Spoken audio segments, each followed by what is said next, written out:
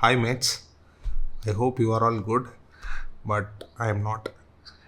அதை பற்றி பேசுகிறதுக்கு தான் இந்த 14th டே 15th டே நான் சேர்ந்தே எடுக்கிறேன். பிகாஸ் அன்எக்ஸ்பெக்டடாக சில விஷயங்கள் நடந்துருச்சு.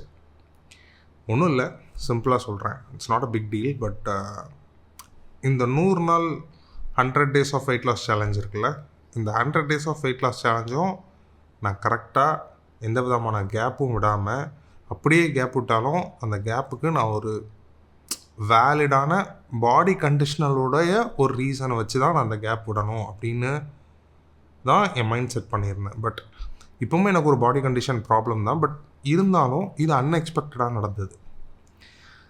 எனிவே, நான் ஃபஸ்ட்டு 14th டேயில் என்னெல்லாம் நான் பண்ணேங்கிறத நான் சொல்லிடுறேன்.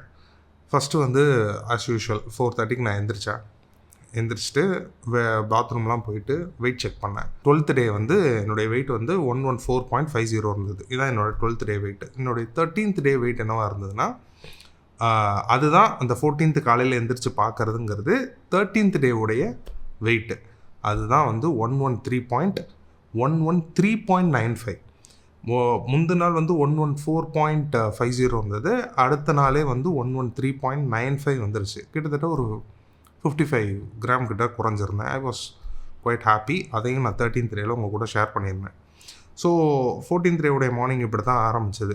13th டேவுடைய வெயிட்டை பார்த்து முடிச்சுட்டு அதுக்கப்புறம் 5:30க்கு ஆஸ் யூஷுவல் மேலே போய் வாக்கிங், புதுசாக சில எக்ஸசைஸும் பண்ணேன். So first walking as usual 5:30 to 6:15 வரைக்கும் வாக்கிங் போயிட்டு, அதுக்கப்புறம் 4,000 to 5,000 ஸ்டெப்பு ஆஸ் யூஷுவல் நம்ம வந்து அதை கவர் பண்ணிவிட்டு, இப்போ 10 minutes பிராணாயாமம், அதுக்கப்புறம் pushup 4 sets, each set 10 counts. Pushup முடிச்சதுக்கப்புறம் ரெகுலர் க்ளூட் பிரிட்ஜு, அது வந்து ஒரு 4 sets, ஈச் செட்டு வந்து 20 counts. அதுக்கப்புறமா மவுண்டைன் கிளைம்பர்ஸும் பைசைக்கிள் க்ரன்ச்சஸும், இது ரெண்டுமே 4 செட் எடுத்தேன். ஈச் செட்டு வந்து 10 counts. இதை முடிச்சதுக்கப்புறமா ஏர் ஸ்குவாட்ஸு 4 செட்டு, ஈச் செட்டு வந்து 10 counts. ஸோ ஏர் ஸ்குவாட்ஸ் முடிச்சதுக்கப்புறமா ஜம்பிங் ஜாக்ஸு 10 sets எடுத்தேன். ஈச் செட்டு வந்து 15 counts. ஸோ மொத்தமாக 150 counts முடிஞ்சதுக்கப்புறமா பிளாங்க் எடுப்பேன். ஆனால் இந்த வட்டம் பிளாங்க் எடுக்காமல் நான் 2 தம்பிள் எடுத்துகிட்டு போனேன் மேலே. ஸோ ஓகே, ஃபஸ்ட் டைம் நம்ம வந்து வெயிட் லிஃப்ட் பண்ணலாம் அப்படின்னு சொல்லிட்டு, வெயிட் லிஃப்ட்னால் லிட்டரலாக ஆர்ம்ஸுக்கும் அந்த மாதிரி இல்லாமல் ஓவரால் பாடிக்கு சும்மா ட்ரை பண்ணி பார்க்கலாம் அப்படின்னு சொல்லிட்டு தம்பிள் எடுத்துகிட்டு மேலே போனேன். தம்பிள் ஒரு தம்பிள் வந்து 7 kg இருந்தது. ஸோ 2 டம்பிள் என் வீட்டில் சும்மா ரொம்ப நாளாக இருக்குது. அதை நான் புதுசாக எனக்குன்னு வாங்கலை. இதுதான் நீங்கள் வாங்கி நீங்களும் பண்ணணும்னு நான் சொல்ல மாட்டேன். இது ஒரு எக்ஸ்ட்ரா நம்ம ஒன்று பண்ணலாமே, நம்ம உடம்பு இன்னும் கொஞ்சம், ஏன்னா நம்மளுடைய கோல் வந்து 100 daysக்குள்ளே 3 digitலேருந்து 2 digit வரணும் இல்லையா. ஸோ இப்போ நான் 113 point something இருக்கேன். ஸோ நான் வந்து அட்லீஸ்ட் 99ஆவது வரணும் இந்த 100 days நான் கம்ப்ளீட் பண்ணும்போது. அதுக்காக இன்னும் கொஞ்சம் எஃபர்ட் எடுக்கலாமே, அதுக்கு என்னெல்லாம் பண்ணலான்னு பார்க்கும்போது டம்பிள் வச்சு சில எக்ஸசைஸ் சொன்னாங்க. அதனால டம்பிள் வச்சு சில எக்ஸசைஸ் இப்போ உங்களுக்கு வீடியோவில் பார்க்குற மாதிரி நான் பண்ணேன். பட் எதுவுமே வந்து 5 கவுண்ட்டுக்கு மேலே நான் பண்ணலை. ஓகே, இது எதுக்குமே எனக்கு பேரும் தெரியாது. ஃப்யூச்சர் வீடியோஸெல்லாம் நான் பேர் போடுறேன். If you have dumbbells, you can also do it. If you don't have, don't mind, never mind. நான் அந்த ஜம்பிங் ஜாக்ஸ் நான் பண்ணி முடிச்சதுக்கப்புறம் டேரெக்டாக பிளாங்க் பண்ணி அந்த இதை கம்ப்ளீட் பண்ணிடுவேன்.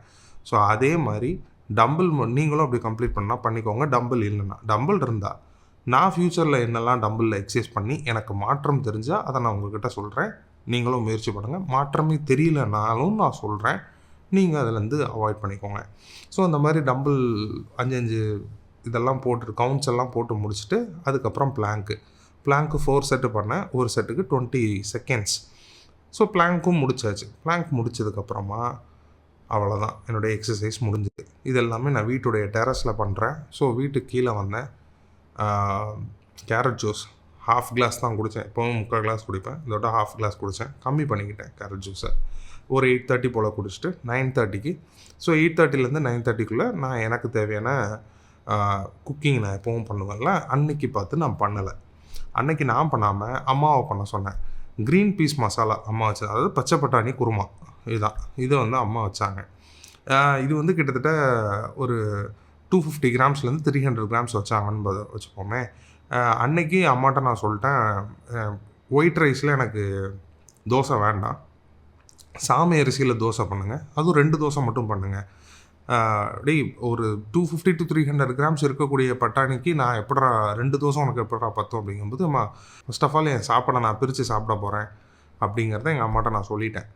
ஓகே அப்படின்னு சொல்லிட்டு அவங்களும் 2 சாமை தோசை சுட்டு ஒரு 300 கிராம்ஸ் ஆஃப் 250 கிராம்ஸ் to 300 கிராம்ஸ்னு வச்சுக்கோங்களேன், பட்டாணி குருமாலாம் செஞ்சு வச்சுட்டாங்க. அதுக்கப்புறம் நான் நல்லா சாப்பிட்டேன். நான் எவ்வளோ சாப்பிட்டேன் அப்படின்னா, ஒரு கிட்டத்தட்ட ஒரு 200 கிராம்ஸ் ஆஃப் பட்டாணி போட்டு சாப்பிட்டேன். மீதி 100 கிராம்ஸ் அப்படியே வச்சுட்டேன். எதுக்குன்னா கொஞ்சம் பிரித்து சாப்பிடுவோமே அப்படின்னு சொல்லிட்டு 200 கிராம்ஸ் ஆஃப் இந்த 200 grams of green peas masala, 2 சாமை தோசை, இதை மார்னிங் 9:30க்கு பிரேக்ஃபாஸ்ட் முடிச்சாச்சு. ஸோ 9:30க்கு அதை சாப்பிட்டு முடிச்சதுக்கப்புறமா 10:30 கிட்ட 10:30 ஆர் 10 o'clockனு நினைக்கிறேன். 10 o'clock வந்து நான் என்ன பண்ணேன்னா, ஒரு 30 கிராம்ஸ் ஆஃப் கர்ட் எடுத்துக்கிட்டேன். ஒரு 10 ப்ளூபெர்ரி, ட்ரை ஃப்ரூட் ப்ளூபெர்ரி அதில் போட்டு மிக்ஸ் பண்ணி அந்த 30 கிராம் ஆஃப் கர்டை நான் சாப்பிட்டேன். ஏன்னா ப்ரோபயோட்டிக் எனக்கு வேணும் அப்படிங்கிறதுனால. ஸோ அதை சாப்பிட்டு முடிச்சுட்டு அதுக்கப்புறமா ஒரு 1 PM என்ன பண்ணேன்னா, கொஞ்சம் பசி எடுக்க ஆரம்பிச்சது. நடுவில் 3 மணி நேரம் கேப், எதுவுமே சாப்பிடலை. ஒரு 1 மணிக்கிட்ட பசி எடுக்க ஆரம்பித்தோடனே, பசி எடுக்குன்னு சொல்ல முடியாது, லைட்டாக ஒரு இது இருக்கும் நமக்கு, அந்த மாதிரியான ஒரு சென்சேஷன் வரும்போது ஓகே அப்படின்னு சொல்லிட்டு மீதி ஒரு தோசை இருந்தது. நான் எப்பவும் காலைல 3 தோசை சாப்பிடுவேன், 2 தோசை தான் சாப்பிட்டேன். அதனால் ஒரு தோசையை அந்த 1 மணிக்கு சாப்பிட்டு, மீதி இருந்த ஒரு கொஞ்சம் அந்த க்ரீன் பீஸ் மசாலா இருந்ததில் அதையும் வச்சு சாப்பிட்டு முடிச்சிட்டேன். அதுக்கப்புறமா டேரெக்டாக 4 o'clock 130 gram of white rice, 130 gram of வாழைக்காய் பொரியல், 630 கிராம் ஆஃப் ட்ரம்ஸ்டிக் பொரியல், 100 grams of curd, 100 ml of curd. ஏன்னா அம்மா அன்றைக்கி குழம்பு வைக்கலை. ஸோ இதுதான் அன்றைக்கி குழம்பு வைக்கலை, அதனால் கேர்டை ஊற்றிக்கிட்டேன். அதனால் எனக்கு வந்து நான் பட்டர் மில்க்கும் குடிக்கலை. ஸோ இதெல்லாம் வந்து மத்தியான சாப்பாடு. இப்போது மத்தியான சாப்பாடு நான் சாப்பிட்டு முடிக்கிறேன்னா 4 மணிக்கு, லஞ்ச் அண்ட் டின்னர் எனக்கு எப்பவும் ஒன்று தானே. ஸோ அதுக்கப்புறம் நான் சாப்பிட மாட்டேன்ல. இதுதான் இங்கே தான் அன்எக்ஸ்பெக்டடாக ஒன்று நடந்துச்சு. நான் அந்த வாழைக்காய் பொரியல் சாப்பிட்டுக்கிட்டே இருக்கும்போது 2-3 வாழைக்காய் வந்து வாயில் தட்டுப்படுது. It was quite raw. It wasn't boiled well.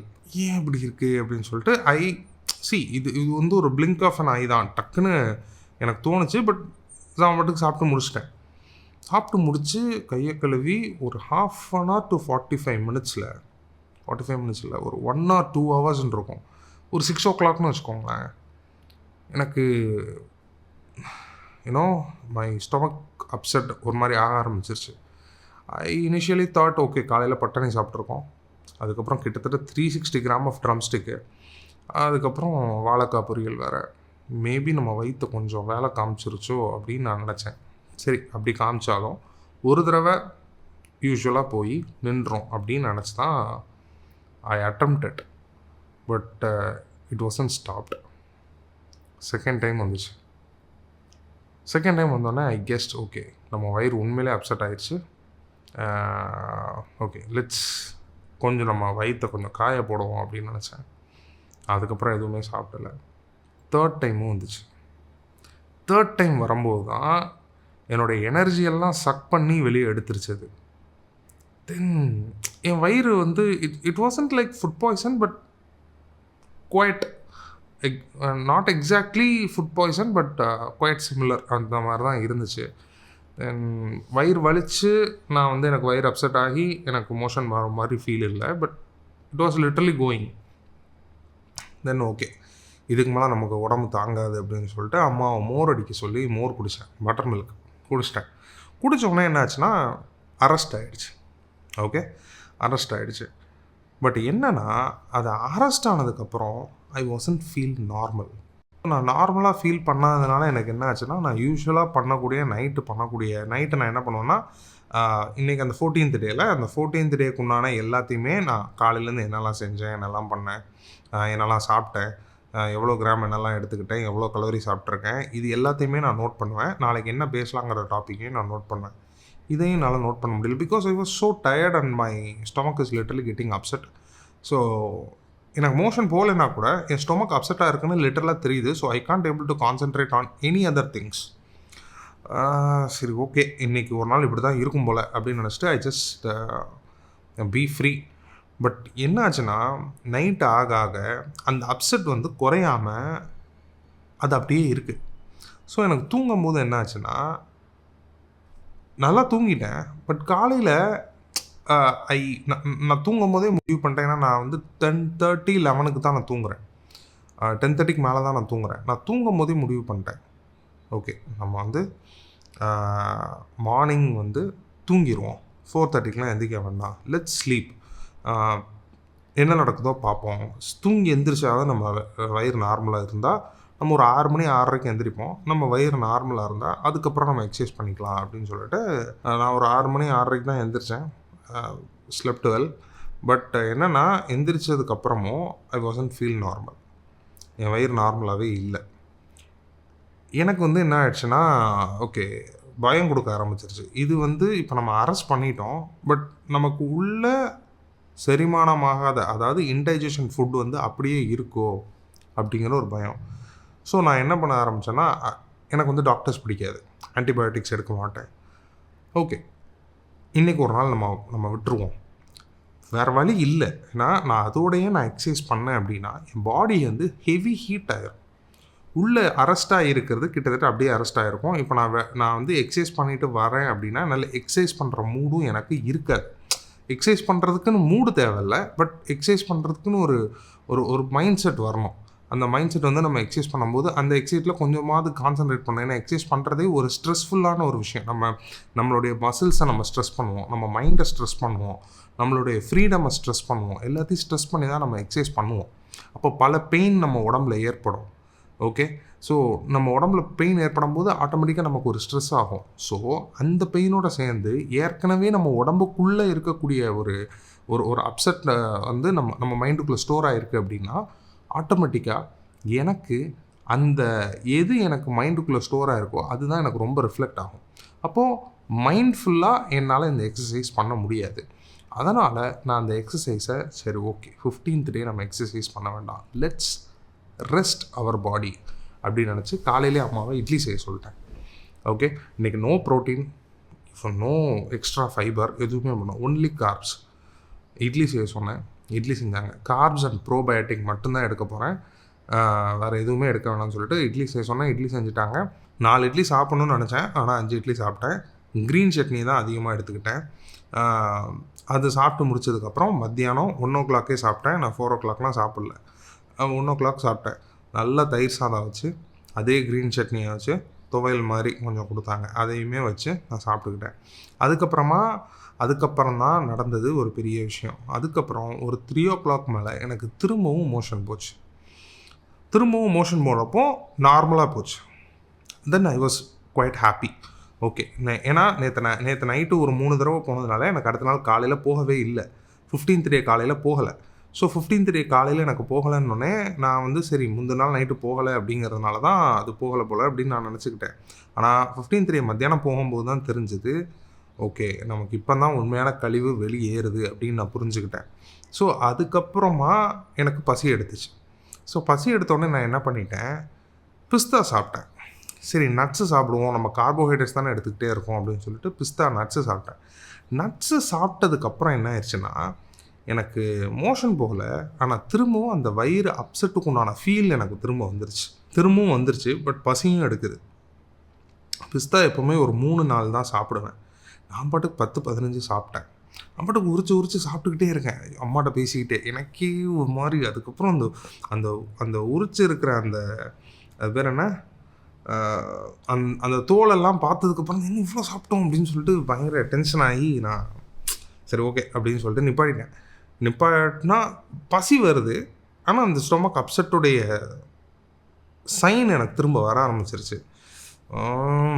சரி ஓகே நம்ம தான் தப்பு பண்ணிட்டோம் அப்படின்னு சொல்லிட்டு அதுக்கப்புறம் ஒரு 6 மணி 6:30 போல் அம்மா வெளியில் போகலாம் அப்படின்னாங்க. அப்போ எனக்கு கொஞ்சம் பசி இருந்ததுங்கிறதால அம்மா தோசை சுடுன்னு சொல்லிவிட்டு 2 தோசை சாப்பிட்டேன். நானும் அம்மாவும் 2 தோசை சாப்பிட்டோம். 2 தோசை சாப்பிட்டு முடிச்சதுக்கப்புறமா நாங்கள் வெளியில் போய் ஷாப்பிங்லாம் பண்ணோம். நான் அம்மாக்கிட்ட சொல்கிறேன், அம்மா வெளியில் போனால் எனக்கு வந்து எப்படின்னு தெரில என் பாடி கண்டிஷன், நீ வாடா அதெல்லாம் ஒன்றும் இல்லை, நீ நல்லா சாப்பிட்ருக்க அப்படின்னு சொல்லிட்டு. ஸோ மார்னிங் ப்ரோபயோட்டிக் எடுத்துக்கிட்டேன், மத்தியானம் ப்ரோபயோட்டிக் எடுத்துக்கிட்டேன், ஈவினிங்கும் தோசை ப்ரோபயோட்டிக் எடுத்துக்கிட்டேன். அதுக்கு நடுவில் பிஸ்தா கொஞ்சம் சாப்பிட்ருக்கேன். இதெல்லாம் முடிச்சதுக்கப்புறமா தோசையும் சாப்பிட்டதுக்கப்புறமா வெளியில் போனோம். என் வயிறு அப்செட் பண்ணலை, ஆனால் அந்த சைன் எனக்கு இருந்துக்கிட்டே இருந்துச்சு. சரி ஓகே அப்படின்னு சொல்லிட்டு நான் அதை பற்றி யோசிக்கவே இல்லை. அதுக்கப்புறம் நைட்டு என்ன ஆயிடுச்சுன்னா பசிச்சிருச்சு. நைட்டு ஒரு 9:30 எனக்கு திரும்பவும் 9:30 நைட்டு வந்து ஒரு 9 மணி போல் திரும்பவும் பசிச்சிருச்சு. திரும்பவும் ஒரு ஹோட்டலுக்கு போய் தோசை தான் நான் சாப்பிட்டேன். தோசை சாப்பிட்ட கையோட ஒரு சப்பாத்தியும் சாப்பிட்டேன். என் தப்பு தான், சாப்பிட்டேன். சாப்பிட்டு முடிச்சதுக்கப்புறம் வீட்டுக்கு வந்தால் மணி 9:30 மேலேயா சப்பாத்தி டைஜஸ்ட் ஆகலை. அது டைஜஸ்ட் ஆகலை இந்த சென்ஸ் இப்போ கொஞ்சம் லேட் ஆகும்ல, ஸோ அந்த மாதிரி லேட் ஆகுது. சரி ஓகே, அதுக்காக நம்ம ஒன்றும் பண்ண முடியாதுன்னு சொல்லிட்டு நான் ஒரு 10:15 கிட்ட படுத்துட்டேன். 10:30 தூங்கிட்டேன். இன்றைக்கி காலையில் 4:30 எழுந்திரிச்சிட்டேன்.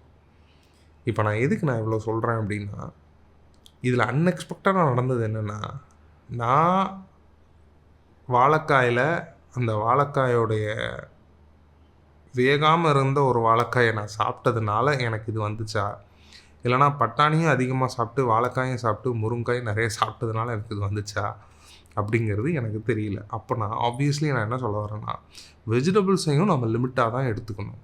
ஃபைபர் நமக்கு அதிகமாக வேணும் அப்படிங்கிறதுனால அதையுமே நான் எக்ஸ்ட்ரா எடுத்துக்கிட்டதுனாலையோ என்னமோ எனக்கு இது வந்திருக்கலாம், இல்லைனா வாழைக்காய் வேகமாக இருந்ததுனால வந்திருக்கலாம். So what I'm trying to say is, வெஜிடபிள்ஸையும் மினிமலாக ஒரு நாளைக்கு 400 கிராமுக்கு மேலே எடுக்காதீங்க. அது அட் த சேம் 300 400 கிராமுக்கு மேலே ஒரு நாளைக்கு வெஜிடபிள்ஸ் எடுக்காதீங்க. At the same time any vegetables cook well and eat. Okay, வேகலை அப்படின்னு தெரிஞ்சால் ஐயோ காசு போதே அப்படின்னு சொல்லிட்டு சாப்பிட்றாதீங்க. வேகலைன்னு தெரிஞ்சாலும் ஒதுக்கி வச்சுருங்க. ஏன்னா மணியை விட இம்பார்ட்டன்ட் நம்மளுடைய பாடி. ஓகே, நம்மளுடைய ஹெல்த் தான் first, because health is expensive. இதில் எனக்கு மிகப்பெரிய அப்செட்டான ஒரு விஷயம், என்னால் நினச்ச அந்த கோலை செய்ய முடியலையே. நான் 14th நான் வீடியோ வந்திருக்க வேண்டியது, 14th பண்ண முடியல. சரி 15th பண்ணிடலாம் அப்படின்னு நினச்சேன், அதுவும் பண்ண முடியல. ஓகே, ரெண்டையும் சேர்த்து பண்ணிடுவோம் அப்படின்னு சொல்லிட்டு நான் சேர்த்தே நான் உங்களுக்கு இதை ப்ரொவைட் பண்ணுறேன். அதனால் எனக்கு வந்து என்னென்னா, இந்த 100 days நம்மளால் ஒரு நாள் நம்ம வீணாக்கக்கூடாதுன்னு நினச்சோமே, இப்படி வீணாக போச்சே. எங்கேயோ ஏதோ ஒரு அன்எக்ஸ்பெக்டடாக ஒரு திங் நடந்ததுனால, அன்சர்டனிட்டியாக ஒரு விஷயம் நடந்ததுனால இப்படி வீணாக போயிடுச்சு அப்படின்னு ரொம்ப டென்ஷன் ஆகிடுச்சு. இந்த டென்ஷன் எனக்குள்ளே இருந்துக்கிட்டே இருக்குது.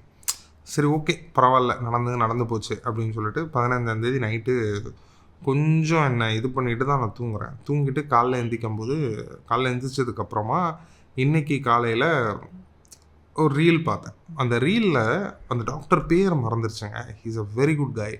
அவர் என்ன சொன்னார்னா, your fitness and your weight loss or your weight gain isn't a competition அப்படின்னாரு. ஒரு ரேஸ் மாதிரி இது இல்லை. நான் வின் பண்ணணும், நான் இப்படி ஆகணும், அப்படி ஆகணும், நான் வந்து இவரை மாதிரி வந்துடணும், அவரை மாதிரி வந்துடணும் அப்படிங்கிற எந்த விதமான ஒரு ஒரு க்ரைட்டீரியாவும் உங்கள் ஃபிட்னஸ்குள்ளேயும் உங்கள் வெயிட் லாஸ்க்குள்ளேயும் இல்லை உங்கள் வெயிட் கெயின்குள்ளேயும் நீங்கள் வைக்கக்கூடாது. பிகாஸ் உங்களுக்கு இது life, it's a life journey அப்படின்னாரு. எனக்கு வந்து எஸ், இதை தான் நம்மளுடைய அல்டிமேட் கோல். நம்ம வந்து லைஃப் லாங்காக ஹெல்த்தியாக இருக்கணும் தானே நினச்சோம்.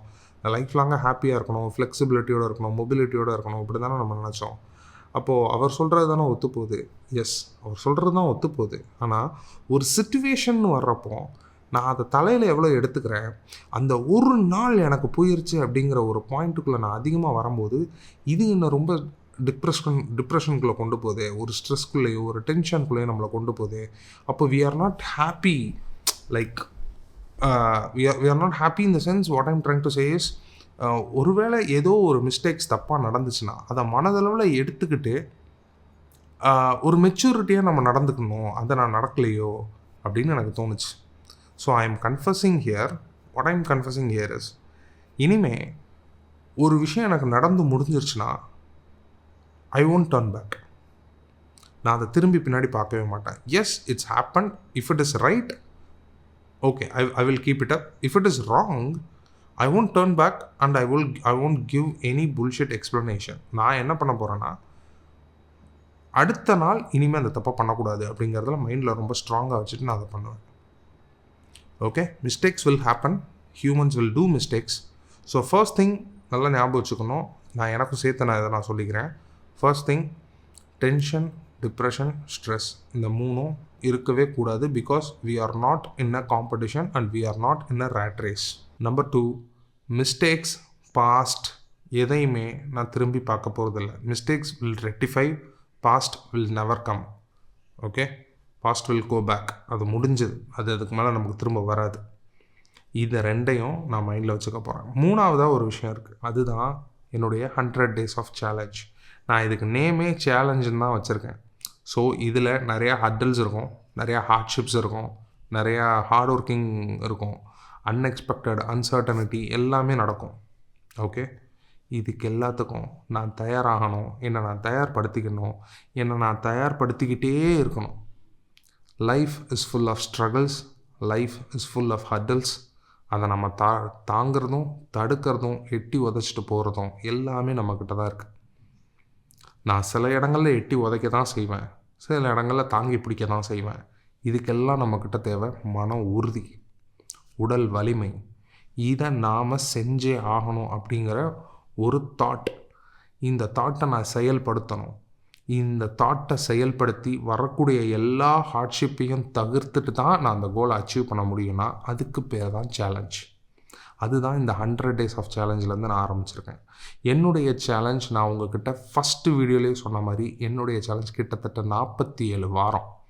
ஏன்னா எனக்கு 47 கிலோ குறைஞ்சாதான் நான் நினச்ச என்னுடைய உடம்புக்கேற்ற ஹைட்டுக்கேற்ற வெயிட்டை நான் அச்சீவ் பண்ண முடியும். அது 70 கிலோ. இப்போ நான் 13 கிலோவில், இப்போ நான் 113 கிலோவில் இருக்கேன். அப்போ நான் யோசிச்சு பாருங்கள், கிட்டத்தட்ட நான் இன்னும் 43 கிலோ கிட்ட நான் குறைக்கணும். குறைச்சா மட்டும்தான் என்னால் அந்த 70 கிலோவை அச்சீவ் பண்ண முடியும். அப்போது கிட்டத்தட்ட ஒரு வாரத்துக்கு 1 கிலோ கணக்கு வச்சேன். ஸோ இப்போ பார்த்தா 43 வாரமாக இருக்குது. இந்த 43 வாரங்களும் எனக்கு ரொம்ப பெருசு. நான் இந்த 100 நாள் அப்படின்னு கணக்கு பண்ணது ரியலிஸ்டிக் கோல்ஸை ஃபஸ்ட்டு செட் பண்ணுவோம். ஃபஸ்ட்டு 100 days செட் பண்ணுவோம். அதில் இருக்கிற சேலஞ்சை ஃபேஸ் பண்ணுவோம். இந்த சேலஞ்சை நம்ம கரெக்டாக ஃபேஸ் பண்ணி நம்ம அதை அச்சீவ் பண்ணிட்டோம், நம்ம ஒரு கோலை வச்சு அந்த கோலை அச்சீவ் பண்ணிட்டோம் அப்படின்னா மீதி இருக்கிறத எப்படி அச்சீவ் பண்ணலாம், நமக்கு இன்னும் ஒரு பெரிய தாட் ப்ராசஸ் வரும். எடுத்தோடனே 47 வீக்குக்குன்னு வச்சோம்னா the days are very big. கிட்டத்தட்ட 1 year. அவ்வளோ பெருசுக்கு நம்ம வைக்க வேண்டாம். ஃபஸ்ட்டு 100 வச்சு பார்ப்போம்னு சொல்லிவிட்டு 100 வச்சுருக்கேன். இப்போ இந்த 100க்குள்ளே என்ன தடைகள் வந்தாலும் தடைகள் வரும், மிஸ்டேக்ஸ் நடக்கும், நான் மிஸ்டேக்ஸ் பண்ணுவேன், எல்லாமே நடக்குங்க, எல்லாமே நடக்கும்.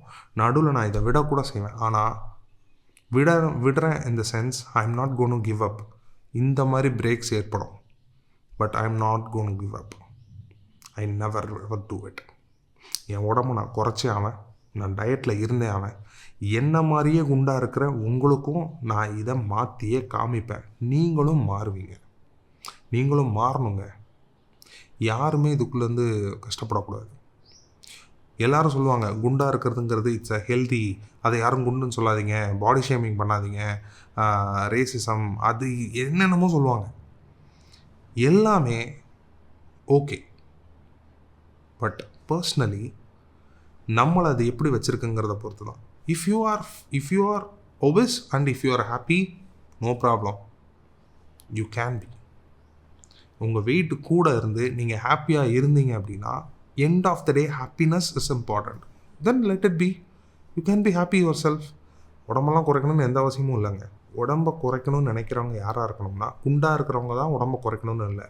If they are happy, if they are not happy about their body, if they are not happy about their mind set, if they are not happy about their overall societal status, avunga if they really want to craving about to change their life, first of all they should have to change themselves.